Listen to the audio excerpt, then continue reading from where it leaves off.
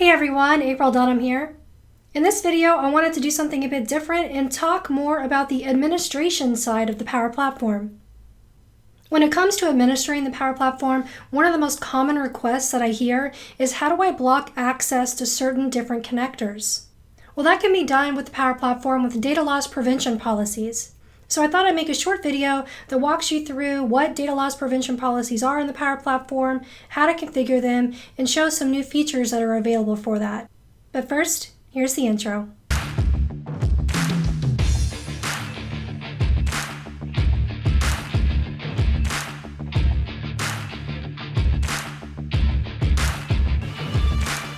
First, let's talk about what a DLP policy is. DLP stands for Data Loss Prevention. And in the use case of the Power Platform, you can think of these DLP policies as our data protectors. They act as a guardrail that helps prevent users from unintentionally exposing sensitive organizational data. An important thing to take into account when setting up DLP policies is which Power Platform apps these are going to affect. So this policy will affect both your Power Apps Canvas apps and your Power Automate flows. The DLP policies use a three-way classification system. The first classification bucket we have is business. All of your business data-related connectors like SharePoint, Dynamics, etc. should be stored here. The non-business bucket is meant for those connectors for, say, social media services like Twitter and Facebook, where you would store personal information. The last bucket is blocked, and obviously, as the name implies, this is where you would put any connectors that you want to block so that no one has access to them. This blocked bucket is a relatively new addition to the classification system. Now that we have a good understanding of the three different classification buckets, let's talk through how the three buckets interact and work. So let's consider this scenario. In your business classification bucket, you've included the SharePoint, DocuSign, Microsoft Forms, and Salesforce connectors. In your non-business bucket, you have Facebook, Twitter, LinkedIn, and Dropbox. And then for your blocked bucket, you have Gmail. What this means is you can create an app that utilizes all of the connectors we see there in the business bucket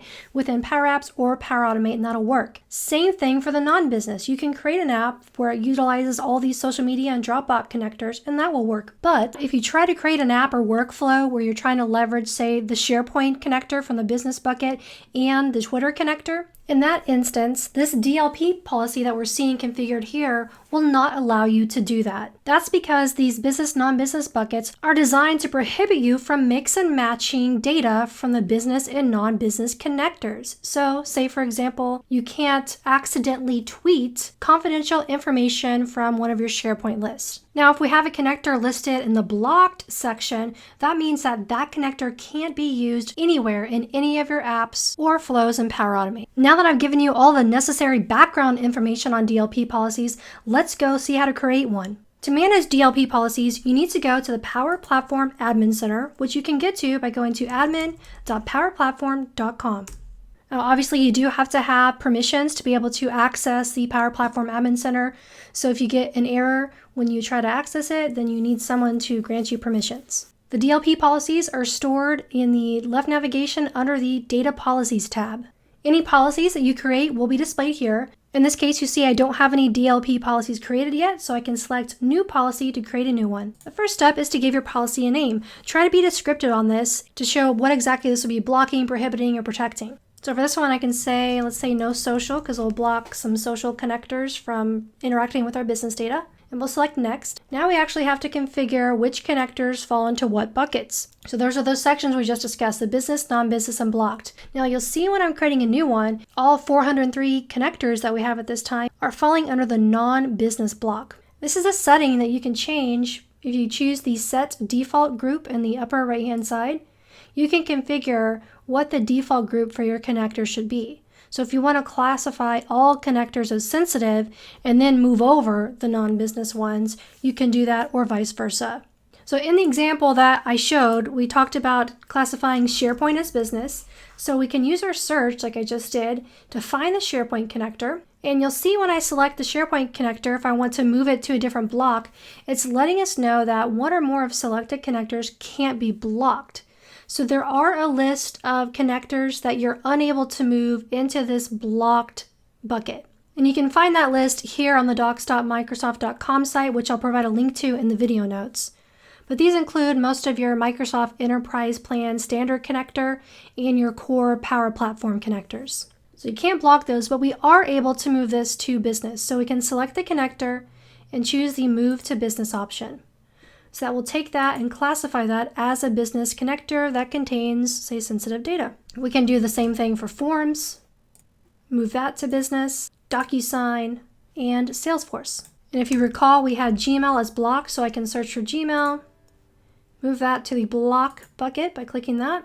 So again, to enforce what we just talked about, the way this will work right now, I have 4 different connectors classified as business and 398 classified as non-business. So what this means is I'm not going to be able to create an app or workflow that's going to use any of these services like SharePoint, Salesforce, Forms, or DocuSign alongside any of these other 398 connectors that we're seeing.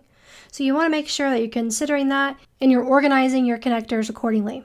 And I also will not be able to use Gmail in anything. Once you've moved everything around in these buckets, you click Next, and now we have to tell it, well, where do you want to apply this policy to? Because we have 2 main options here. We can set this policy and apply it at what we call the tenant level, meaning this will apply to all environments in your Power Platform tenant. So if you have 60 different environments and you set this policy to add all environments in the scope, that policy is going to apply to all of them. We also have the ability to add multiple environments. So if you only want this to apply to a subset of your environments or a single environment, you'll want to choose that option. Now, if you do add multiple environments, one thing you'll have to take into account is once you define this policy, if you choose add multiple, new environments could be created and they won't have this DLP policy. So if you want to ensure that all new environments that are created have this policy, but you're excluding certain ones at the point in time, then you can select this exclude certain environments option, and it will basically apply this to all environments except the ones that you're excluding. And you'll notice when I select one of these options to add to multiple or exclude certain, a new option appears for us to configure for environments. So for this, I'm going to apply this just to a particular environment. So I'm going to select the add multiple option and click Next. So this is where it's going to take you and show all of your different environments that you have, and you can select the one that you want to apply this policy to. You see this environment here is my dev environment. That's the default. And then the ones that you're seeing here is now with Project Oakdale, we can leverage Power Apps inside of Teams. We're actually creating environments in there. So we also have control to set DLP policies on what type of connectors you can use in those Project Oakdale environments. So say here in my HR site, I want to apply this policy where they can't leak SharePoint information to Twitter because they might have confidential PII for employees in there. So I can apply this policy to that HR team environment. So to do that, you'll select the environment and then choose the Add to Policy button. So you can do multiple of these at a time if you select them, or just one. So that will add the new policy that we're just configuring to this environment. So you see it move to this Added to Policy tab. Now all we have to do is click Next. It's going to summarize your policy you created, the name, the connectors that you have and their classifications and the scope. And then once you click Create, that's going to create the policy and apply it. Now I see that listed here in my Data Policies section. So if at any time I need to manage this policy or change it, I can go back in and I can either delete the policy or select Edit to make some changes. And I can always change these connectors, move some more to business and some to non, block whatever I need to, change the scope and all of that. Now that this is in effect, let's see if this is actually working. So to test this out, I'm going to open up Microsoft Teams and create a new app within Project Oakdale. I'll select my HR team, click Create, since that's where we applied our DLP policy to.